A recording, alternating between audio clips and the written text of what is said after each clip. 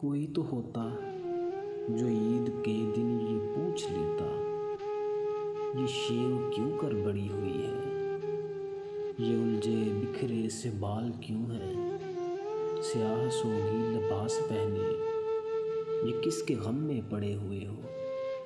कोई तो होता जो ईद के दिन गले लगा के ये पूछ लेता, बताओ ऐसे उदास क्यों हो। ये रोई रोई सी सूजी आँखें, स्याह हल्के, बताओ भी ना ये सोग कैसा, ये रोग कैसा।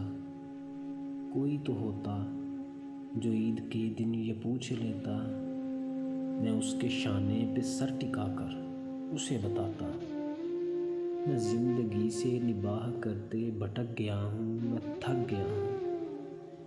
कोई तो होता जो ईद के दिन ये पूछ लेता,